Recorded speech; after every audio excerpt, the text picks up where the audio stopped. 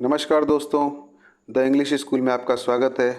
आज हम करेंगे आर के नारायण का एक famous work the vendor of sweets. इसमें हम इसका जो मेन कैरेक्टर है, किरदार है जगन, जो कि एक मिठाई वाला है, उसकी पत्नी अंबिका, उसके बेटे माली, उसका कज़िन और इसके कुछ जो दुकान में काम करने वाले कर्मचारी हैं, जो हलवाई हैं, उनके बारे में एक नोवेल है। कहानी पूरी की पूरी जगन के इर्द गिर्द ही घूमती है, तो आप थोड़ा ध्यान से समझिए। और हम इसमें बिना समय गवाए इंग्लिश को टेक्स्ट को ना पढ़कर उसका हिंदी वर्जन पढ़ेंगे। इन केस अगर आपको लगता है कि इस कहानी के बारे में आप नहीं जानते हैं, तो आप एक छोटा सा कमेंट कर सकते हैं, जिसमें मैं आपको इंग्लिश के साथ और या फिर इसकी समरी को भी आपको उपलब्ध करवा दूंगा। ये नोवेल में कुल 13 चैप्टर हैं और हम इनको 13 वीडियोज़ में कवर करेंगे। तो आज हम शुरू करते हैं बिना समय बर्बाद किए हुए। तो आप चैप्टर 1 से इसकी स्टार्ट करते हैं। देखिए, रेड लाइन में आपको एक कोटेशन दिख रहा होगा, जहाँ से इसकी शुरुआत होती है। और शुरुआत होती है इस लाइन से कि स्वाद पर विजय प्राप्त करो और तुम स्वयं पर विजय प्राप्त कर लोगे। जगन ने अपने श्रोता से कहा, जिसने पूछा था कि स्वयं पर विजय क्यों प्राप्त करें। तो जगन ने कहा, मुझे नहीं पता, लेकिन हमारे सभी ऋषि हमें यही सलाह देते हैं। श्रोता ने प्रश्न में रुचि खो दी। उसका उद्देश्य केवल बातचीत को प्रोत्साहित करना था, जबकि वह जगन की कुर्सी के बगल में एक छोटे लकड़ी के स्टूल पर बैठा था। जगन दीवार पर लटकी देवी लक्ष्मी की फ्रेम वाली तस्वीर के नीचे बैठा हुआ था और दिन की पहली चीज जगन क्या करता था, चमेली की एक माला लाता था और श्रद्धापूर्वक माता लक्ष्मी जी को उसको अर्पण करता था और एक अगरबत्ती भी जलाता था और उसको दीवार में एक दरार थी जिसमें उसको अटका देता था। हवा जो थी वहाँ की, वो चमेली और धूप की जो खुशबू से भरी हुई थी और इसके साथ साथ रसोई में घी में कुछ मिठाई भी तली जा रही थी और हवा उस घी की खुशबू और चमेली की जो मालाएं हैं और जो धूप बत्ती है, उन सभी की खुशबू के साथ मिल गई थी। श्रोता एक चचेरा भाई था। हालांकि उसे यह नाम कैसे मिला, ये स्पष्ट नहीं किया जा सकता, क्योंकि वह शहर के कई अन्य लोगों के साथ चचेरे भाई होने का दावा करता था। कभी कभी यह बात पूरी तरह से असंगत लगती थी, लेकिन अगर चुनौती दी जाती तो वह हमेशा अपने वंशावली के साथ पूरा संदेह कर, जो लोग उसके ऊपर संदेह करते, वो अपने पूरे खानदान की वंशावली को बता देता और अपने संदेह करने वालों को हरा देता, पछाड़ देता कि भाई मैं इस तरह से इसका गज़न लगता हूँ।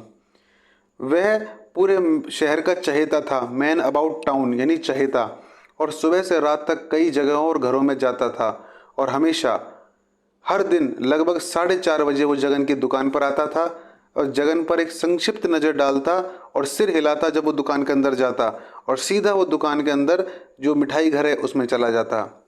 10 मिनट के बाद वो अपने कंधे पर रखे तौलिए से मुंह पोंछते हुए बाहर आता और टिप्पणी करता। क्या करता कि चीनी की स्थिति पर नज़र रखने की ज़रूरत है। मैंने सुना है कि सरकार कीमत बढ़ाने जा रही है चीनी की। गेहूं का जो भाव है, गेहूं के आटे का भाव तो आज ठीक है। कल जब मैं गोडाउन स्ट्रीट से गुजरा तो मैंने उस सप्लायर को अपने मन की बात बताई। अब मुझसे ये मत पूछना कि मैं वहाँ क्या लेने गया था। इस शहर में मेरे दोस्त और रिश्तेदार बहुत हैं। हर कोई चाहता है कि मैं इस या उस तरह से उनके काम आऊँ।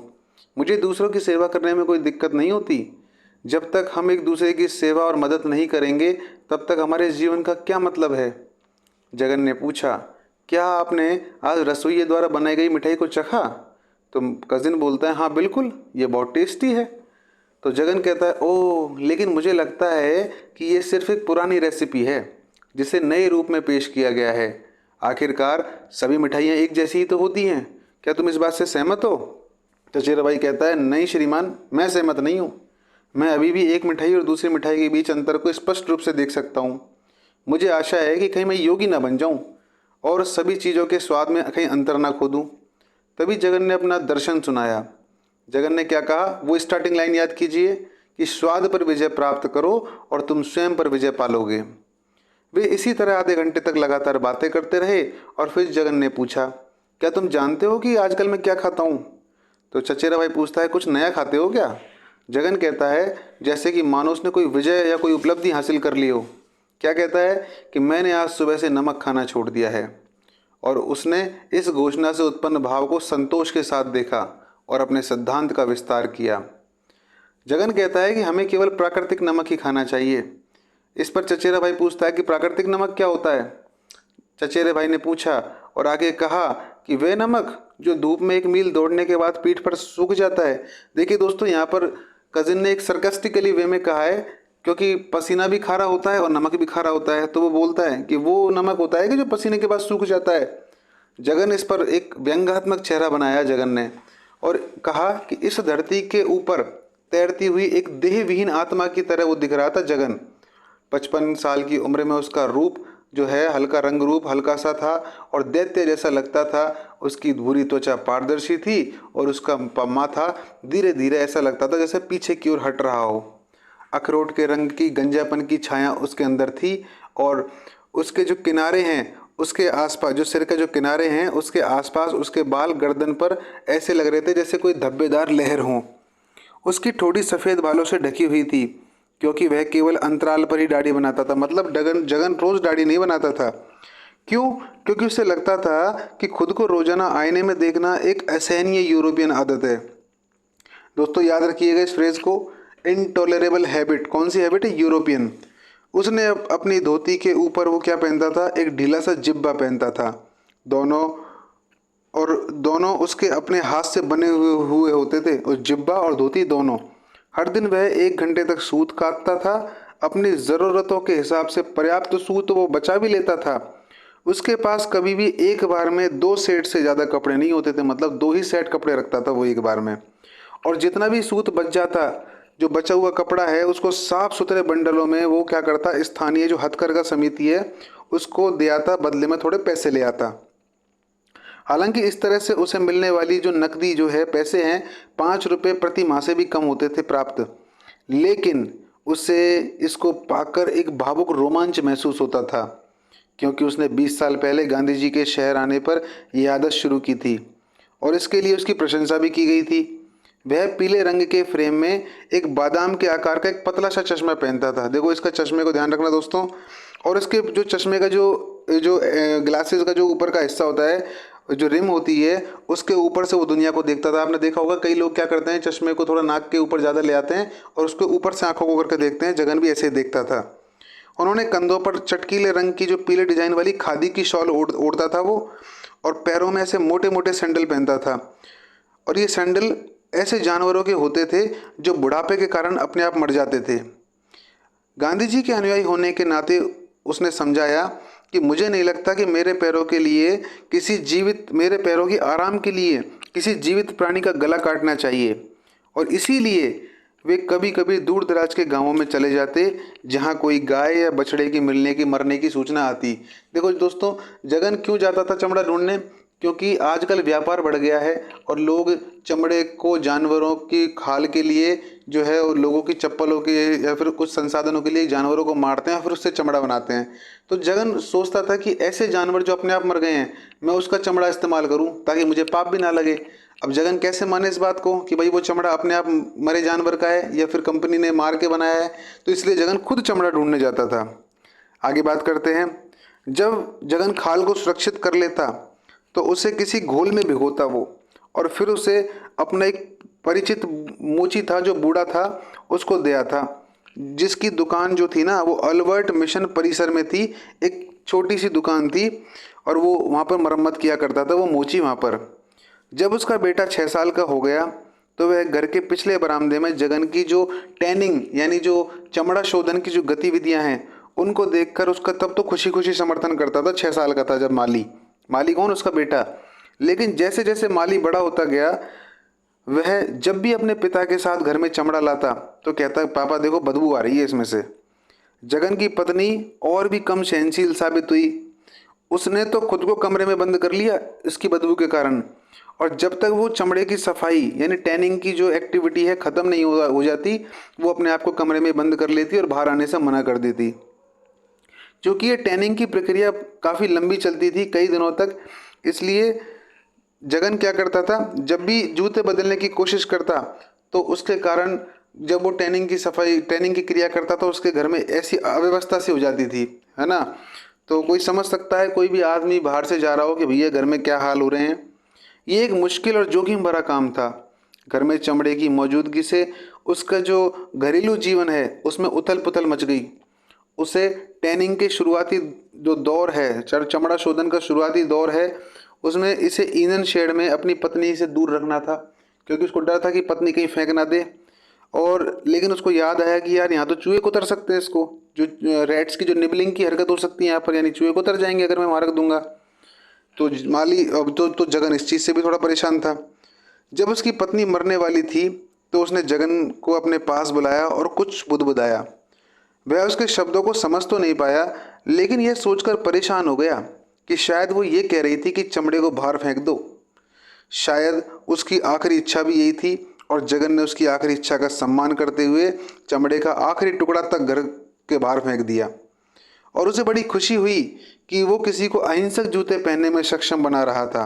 अर्थात कि जब वो चमड़ा बाहर फेंक देगा तो शायद कोई ना कोई उसके चमड़े का इस्तेमाल करेगा और चप्पल पहनेगा, तो उसको बड़ी खुशी होगी कि ये अपने आप मरे जानवर का चमड़ा किसी के काम आया।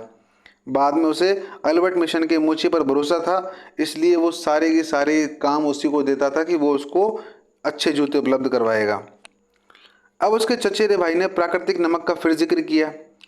उससे जगन का दिमाग फिर खराब हो गया, उसका नाजुक संतुलन बिगड़ गया और उसका चेहरा बिल्कुल लाल हो गया। चचेरे भाई ने कहा कि जो प्रभाव जो उसने पैदा किया था उससे संतुष्ट होकर उसने एक सुखद टिप्पणी की और उसके साथ उसको उसका जो मूड है उसको ठीक करने की कोशिश की, जगन के मूड को। कहता है कि तुमने जो जगन जी, तुमने अपने जीवन को पूरी तरह से सरल बना लिया है और खुद को पूरी तरह से आत्मनिर्भर बना लिया है। जैसा कि मैं जब उस दिन सरकारी रजिस्ट्रार के ऑफिस में गया था तो बात कर रहा था इसी बारे में, तुम्हारे बारे में, कि तुम बिल्कुल सीधे साधे बन गए हो आजकल, और इसका एक वांछित प्रभाव भी पड़ा। तो जगन ने कहा, जैसा कि आप जानते हो अब मैंने चीनी खाना बंद कर दिया है। तो देखो, कभी जगन नमक खाना बंद कर रहा है, अब चीनी का जिक्र आ गया है। वो कहता है कि चीनी का देखो प्राकृतिक तरीका बताएगा जगन, क्या तरीका है। जगन कहता है, मुझे गर्म पानी में 20 बूंद शहद ही पर्याप्त लगता है। क्यों? क्योंकि ये चीनी को ग्रहण करने का सबसे प्राकृतिक तरीका है और हमें इसी तरीके की ज़रूरत है, क्योंकि आजकल चीनी से बहुत नुकसान हो रहे हैं। तो जगन उस ज़माने में भी चीनी नहीं खाया करता था। इससे उत्साहित होकर जगन ने कहा, तो कजिन बोलता है कि तुमने बिना कुछ खाए ही जीवन जीने की कला में महारत हासिल कर ली है जगन। तो उत्साहित होकर जगन बोलता है कि मैंने चावल खाना भी छोड़ दिया है। तो देखो, जगन पहले नमक खाना छोड़ता है, फिर चीनी, फिर चावल। अब क्या कहता है कि मैं थोड़ा सा गेहूं का आटा पकाता हूँ और शहद और हरी सब्जियों के साथ उसको खा लेता हूँ। तो जगन का फूड भी ध्यान रखना आप, पिसा हुआ आटा और शहद और हरी सब्जियाँ। और फिर चचेरे भाई ने कहा कि मैं ये नहीं समझ पा रहा हूँ जगन कि तुम क्यों करते हो इतना काम, क्यों पैसा कमाते हो, तुम इतनी तकलीफ क्यों उठा रहे हो। उसने खिड़की पर जो ट्रे रखी थी, उस ट्रे में जो मिठाइयाँ सजी हुई थी, उसकी तरफ इशारा करते हुए कहा। और वो जगन से पूछने वाला था, लेकिन वो पूछ नहीं पाया, उसने अपने आप को रोक लिया। क्या सोचते सोचते कि भाई वो सोच रहा था कि भाई तू खुद तो मिठाई खाता नहीं है और दूसरों को सोचता है कि वो मिठाई खाएं। उसे लगा कि उसने काफ़ी कुछ कह दिया है और वह अपनी सीट पर हिलने लगा अपनी ही जगह पर। इतने ही टाइम होने वाला था और जगन की जो पैसे गिनने का जो टाइम था उसका टाइम करीब आ रहा था। और चचेरा भाई ये बात जानता था कि जगन नहीं पसंद करता कि कोई उसको पैसा गिनते हुए देखे, क्योंकि देखो घर जाने का टाइम आएगा तो आदमी गल्ला तो संभालेगा, इसलिए वो पसंद नहीं करता था जगन कोई भी उसको देखे। तो इसलिए वो चला जाता था। उस समय शाम के करीब 6 बज गए थे और जो दिन भर की जो भयंकर सेल है, जो पीक सेल है, वो ख़त्म हो चुकी थी। कब तक? 6 बजे तक। और जो सामने की दुकान का जो मतलब जो फ्रंट स्टॉल बॉय है, जो सारे कस्टमर्स को अटेंड करता था, वो दिन भर का कलेक्शन लेकर एक जग में आता है, मतलब एक जग में कलेक्शन लेकर आता है दिन भर का, और उसको जगन को दे देता है। इस समय जगन ऐसा लगता है जैसे कि मान के चलो वो कोई सम्राट हो और अपने सिंहासन पर बैठा हो और जो उसके आसपास के जो लोग हैं उनका कोई निरीक्षण कर रहा हो। अब वो देखो किन किन का निरीक्षण करता था। उसके 4 रसोइये जो थे, इसके अलावा जो फ्रंट में जो स्टॉल बॉय था, और उनकी बातों का वो स्वीकार करता था और जो उनको श्रद्धांजलि देते थे, यानी जो उनको ट्रिब्यूट देते थे, उसको सम्मान देते थे, उसको जगन सराहता था। अब देखिए, सिंहासन जो था वो एक सपाट तल वाली लकड़ी की कुर्सी थी जो ढकी हुई थी एक पतली सी गद्दी से। और उस सिंहासन जो उसका जो कुर्सी है जिसको सिंहासन कहा गया है, वो एक मंच पर रखी थी। क्यों? ताकि वो सब पर नज़र रख सके। ये कुर्सी करीब 1 सदी पुरानी थी और इसमें बहुत सारे जो हैं अलग अलग चीज़ें थी, इसकी भुजाएं थी। और देखो ये पीतल के जो ब्रास वगैरह यहाँ पर लगे हुए थे। नक अब देखो जिसको इसके जो पैर हैं कार्व्ड यानी नक्काशीदार जो पैर हैं, विशेष रूप से देखो इस कुर्सी को बनाया था उसके पिताजी ने। और कब बनाया था? जब उन्होंने अपना घर बनाया था लॉली रोड पर। आमतौर पर वो परेशान नहीं होता था जगन।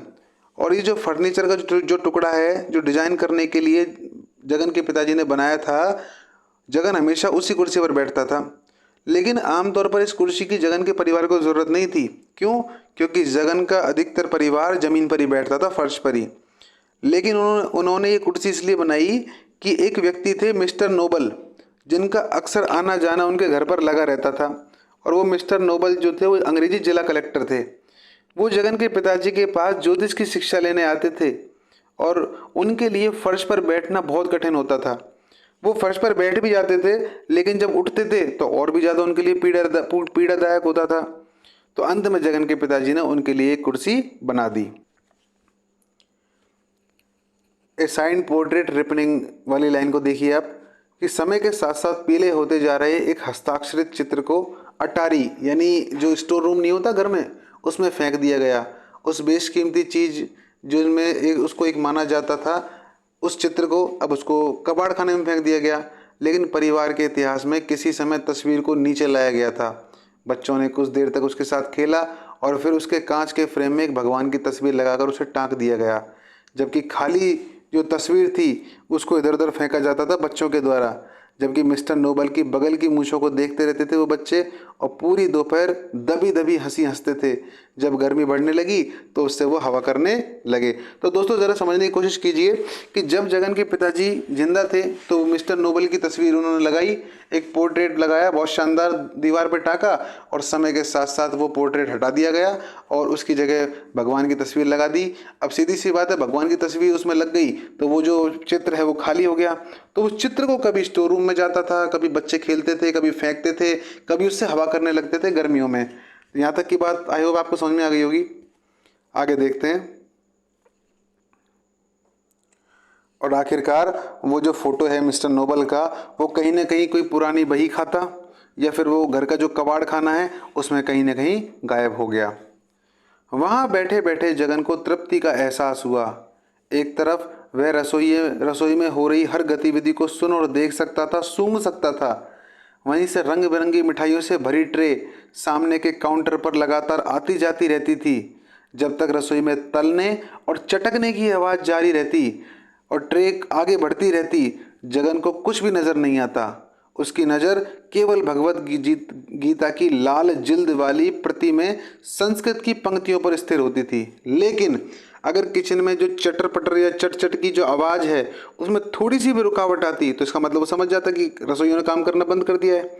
तो उस समय वो पवित्र ग्रंथ में अपनी आंख हटाए बिना चिल्लाता और कहता, क्या हो रहा है? मुख्य रसोइया एक सामान्य उत्तर देता और कहता, कुछ नहीं हो रहा सर। और इससे जगन का मन शांत हो जाता और वह भगवान की बातों पर वापस लौट आता, जब तक कि फिर से सामने के स्टॉल पर कुछ सुस्ती नहीं देखी जाती और वह चिल्लाता, कैप्टन, पीली स्कर्ट वाली जो लड़की है उससे पूछो उसे क्या चाहिए, वह इतनी देर से यहाँ क्यों खड़ी है। उसकी चीख काउंटर अटेंडेंट के साथ साथ दरवाजे पर मौजूद चौकीदार को भी सचेत कर देती, जो खाकी वर्दी पहने एक व्यक्ति था जो भूतपूर्व सैनिक था, जो अपनी डीलवुड सीट पर झपकी लेने की आदत रखता था। देखिए ये जो कैप्टन है, ये जो दरबान है उसका, जो खाकी वर्दी में था, जो एक्स आर्मी मैन था, ये क्या करता था, स्टूल पर बैठे बैठे ही सो जाता था, हल्की हल्की झपकी ले लेता था। देखो इसमें वर्ड आ रहा है डोज्ड ऑफ। यह जगन चिल्लाता, कैप्टन, वो जो भिखारी है उसको बोलो ये केवल यहाँ शुक्रवार को ही दिखे, इसके अलावा ना दिखे, ये कोई चैरिटी होम नहीं है। जब मालिक ने दिन भर की अपनी कमाई गिननी शुरू की तो आसपास सन्नाटा छा गया। हालांकि सामने की दुकान पर बैठे लड़के को सारी जो नकदी है वो मिल गई थी, नकदी मतलब सारा पैसा, लेकिन उसे पता नहीं था कि भैया टोटल कितना हुआ, कुल रकम आखिर कितनी कमाई पूरे दिन में। उसने जो भी पैसा प्राप्त किया उसे उसने एक लंबी गर्दन वाले कांसे के जग में डाल दिया और 6 बजे उसे अंदर ले गया। देखिए पीक जो सेल टाइम है वो ख़त्म हो चुका है 6 बजे तक। अपनी सीट पर वो वापस आया और 7 बजे एक छोटे से कंटेनर में एक और किस्त लेकर आया वो लड़का, और उसके बाद शटर बंद कर दिए गए। जगन ने अभी तक नकदी गिनना देखो शुरू नहीं किया, नकदी गिनना शुरू नहीं किया, लेकिन भगवान के वचनों को पढ़ना उसने जारी रखा। बिना ऊपर देखे उसे पता चल गया कि जो तलने का काम है किचन में, जो फ्राइंग का काम है, फ्राई करने का काम है, वो बंद हो गया है। उसने देखा कि जब आग बुझ गई तो ओवन की जो फुफार है, जो फुकार है, बर्तन के जो खनकने की आवाज़ है, छनकने की आवाज़ है, वो सब खत्म हो गई है और 4 जोड़ी कदम जो हैं उसकी तरफ आ रहे हैं। अब ये 4 जोड़ी कौन हैं? वो 4 रसोइये जो हैं उसके पास, उनके कदम आ रहे हैं। और इसी के साथ साथ एक स्टॉल बॉय, जो फ्रंट स्टॉल बॉय है, जो उनकी एक जोड़ी पैर भी आ रही है। यानी कुल मिलाकर 5 व्यक्ति उसकी ओर आ रहे हैं, क्योंकि छठा तो दरबान बाहर बैठा हुआ है। जब दिन के आखिरी काम के तौर पर बचे हुए खाने की ट्रे लाई गई, फिर जब उसे पता चला कि वे सभी उसकी मेज पर इकट्ठे हो गए हैं, तो उसने सामान्य तरीके से एक सामान्य सवाल पूछा। क्योंकि दोस्तों जगन की आदत थी, डेली वो पूछता था जब भी दुकान बढ़ाने का टाइम होता था कि भाई कितना माल बचा है।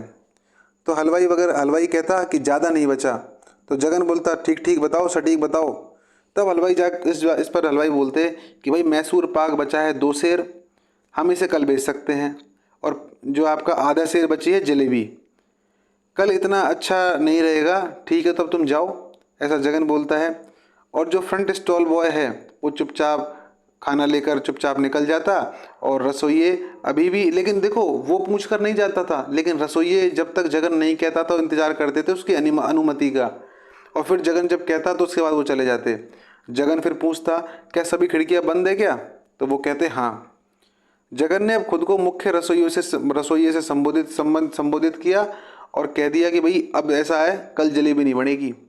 तो रसोइया पूछता है क्यों, क्या बात हुई, क्या खराबी है इसमें? उसे क्योंकि जगन को बचे हुए खाने को सोचने के कारण नाम से ही बहुत परेशानी महसूस होती थी। उसके दिमाग में ये जो बचा हुआ खाना है ना, ऐसे चुभता था कांटे की तरह उसकी खोपड़ी में। उसे दिन के अंत में बिल्कुल ऐसे जो ट्रे हैं बिल्कुल चमचमाती हुई, यानी बिल्कुल सॉफ्ट ट्रे अच्छी लगती थी, मतलब सारा माल बिक जाना चाहिए, और इस पर बहस का दौर शुरू हो जाता।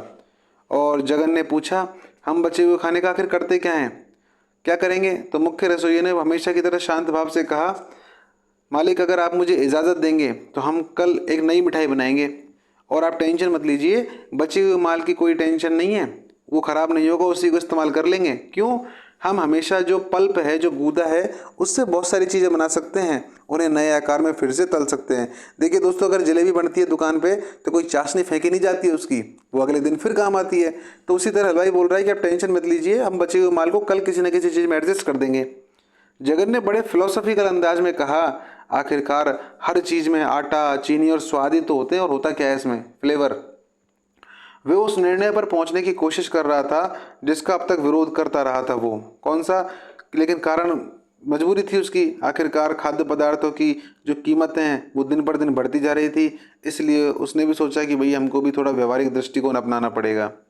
जब उनका स्टाफ चला गया तो उन्होंने अपनी धर्म ग्रंथ की किताब रख दी और अपनी मेज की दराज निकाली जिस पर उसने एक मुड़ा हुआ तौलिया रखा हुआ था।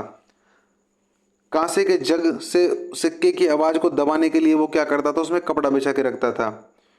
अपनी उंगलियों से जल्दी से जो भिन्न भिन्न, देखो डिनोमिनेशंस का वर्ड इस्तेमाल हुआ है, जो मूल्य वर्ग जिसका मतलब है, क्या करता था वो भिन्न भिन्न मूल्य के जो रुपए हैं, जैसे 5 रुपये, 10 रुपये, या जो 5 आने वगैरह हैं, उनको इतना कला प्रवीण था उसमें वो कि दमादम अपनी उंगलियों से वो गिन लेता और सारे सिक्कों को अलग अलग कर देता, 5 के एक तरफ, 10 के एक तरफ।